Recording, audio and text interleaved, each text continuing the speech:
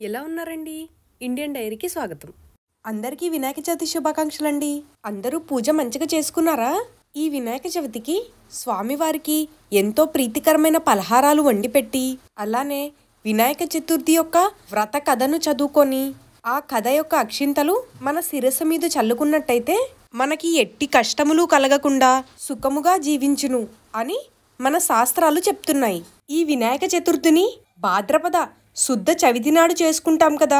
అయితే మన దేశంలో ప్రతి చోట వినాయకుడిని ప్రతిష్ఠించి 1-2 రోజులు కాదండి, మొత్తంగాను 9 రోజులు నవరాత్రులు జరుపుకున్నట్టు ఈ వినాయక చవితిని రంగరంగ వైభవంగా జరుపుకుంటారు.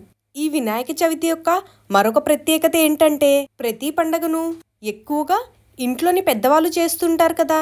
కానీ ఈ వినాయక చవితికి మాత్రం పెద్దల కన్నా పిల్లలే ఎక్కువ ఉత్సాహంగా పాల్గొంటారు.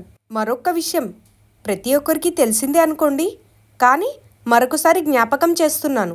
ఈ రోజున ఎట్టి పరిస్థితిలో కూడా చంద్రుణ్ణి చూడరాదు. ఎందుకంటే పూర్వకాలంలో క్షీరభాండంలో చంద్రుణ్ణి చూసి శ్రీకృష్ణుడు నీలాపనిందలకు గురైన విషయం మనందరికీ తెలిసిందే. కాబట్టి ఈ రోజున ఈ విఘ్నేశ్వరుడికి పూజ చేసి మేము ఎటువంటి నీలాపనిందల పాలవ్వకుండా చూసుకోమని, అలానే మాకు విజ్ఞానాన్ని కలిగించమని ఆ భగవంతుణ్ణి ప్రార్థించుకోవాలి. ఎందుకంటే ఆయనే కదా విజ్ఞానానికి అధిపతి. కాబట్టి ఈరోజు మనం ఆయనకు ప్రీతికరమైన వంటకాలు వండి పెట్టాలి.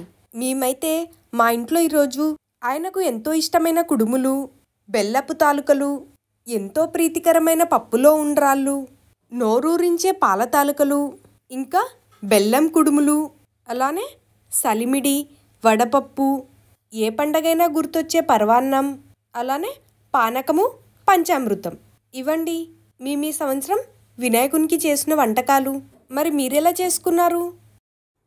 నా ఛానల్ని సబ్స్క్రైబ్ చేసుకోరా అండి ప్లీజ్. అండ్ అలానే నోటిఫికేషన్స్ ఆల్లో పెట్టుకోండి.